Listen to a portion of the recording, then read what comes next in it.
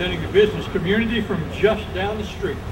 Joe Peatman Jr. Joe. Good afternoon. My store goes in hand with my business. I'm a brewer. We make beer and we serve visitors and locals to the Napa Valley. It's always been a place here at 902 Main Street. Brewing beer is not new to Napa, although Napa's last 40 years has been devoted to the wine business.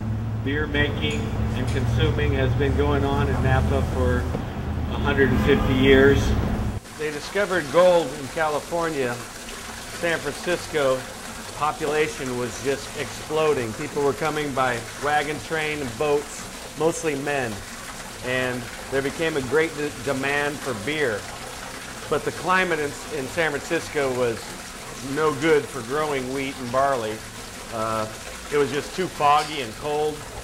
But you could look from San Francisco out to the hills to the north, and you could see these beautiful golden brown hills, because there was nothing but the bay and marshland between San Francisco and Napa.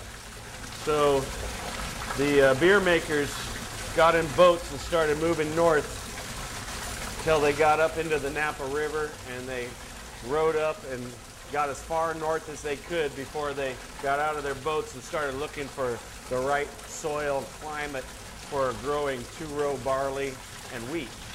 And they found it here. A gentleman came from Saratoga, New York.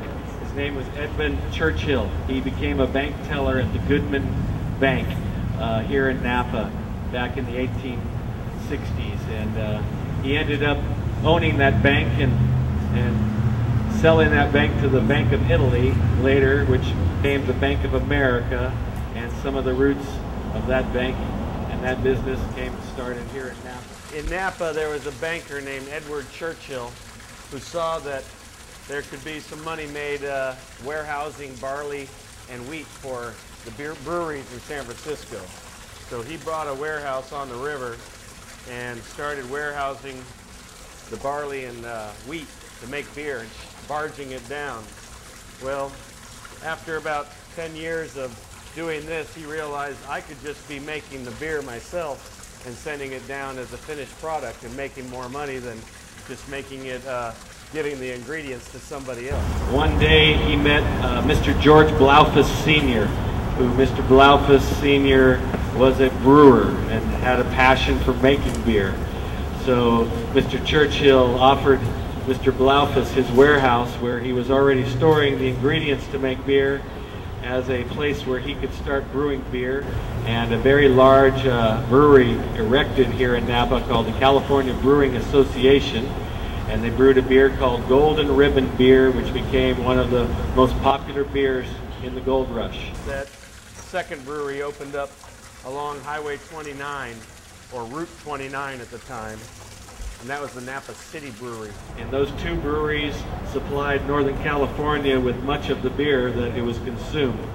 Mr. Churchill's brewery used the river as its transportation and supplied the town of Vallejo and the shipyard of Mare Island and San Francisco with beer. And the Napa City Brewery used the Route 29 and horse trailers to supply St. Helena, Calistoga, and Santa Rosa with beer, and the silver mining going on. So Napa became the California farmland, the first and most productive, and the valley was just full of all sorts of fruits, vegetables, grains. Really filled the need for the population at the time. It wasn't until populations in Southern California and Sacramento became large that the farming moved out of Napa and spread into the Central Valley. Mr. Churchill was very proud of his accomplishments and built one of the first mansions in Napa to attract the high society folks of San Francisco to come out here to the country without diminishing any of the standards of living that they had enjoyed. You got it. Next, I'd like you to meet Colin. He's the brewmaster here at Downtown Joe's, and he's the one that really makes this product what everyone desires. Barley is the primary source of starch. The starch I convert in the mash tun right here into sugars. The sugars then feed the yeast. The yeast eats the sugar and makes alcohol. Now, if we just made a beer from barley, it wouldn't keep itself stable microbiologically, what it would do is it would get contaminated and it would be bad in the trade, it would taste bad. So we protect it with the seasoning of beer, which is called hops. Hops is antimicrobial, and it also provides the bitterness and the flavors to beer.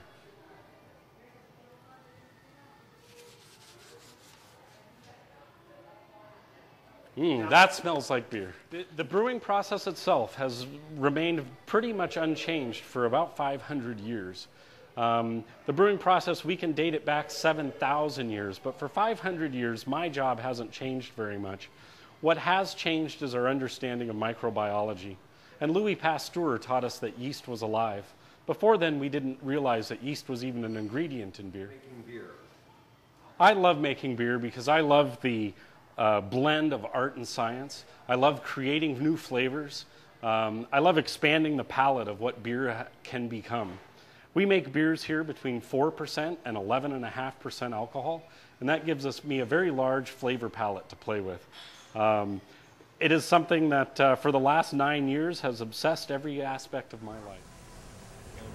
That's just a little bit of one of the stories that I have. I've learned from bartending and having folks tell me stories, and we kind of embellish them as times go on and hours go by, and pretty soon a story becomes a legend. And thanks for coming out here today. More stories another day for sure.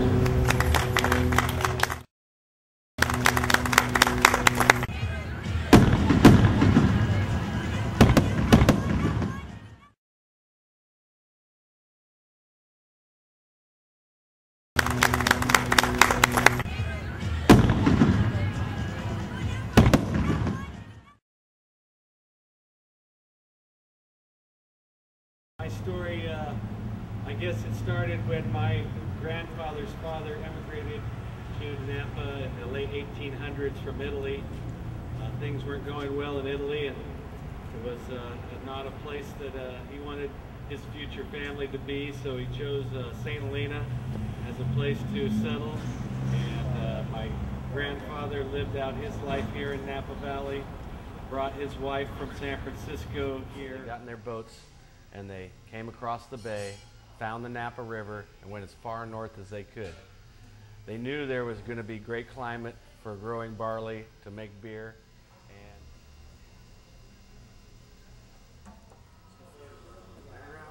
I'm proud to live here and raise my family here as well.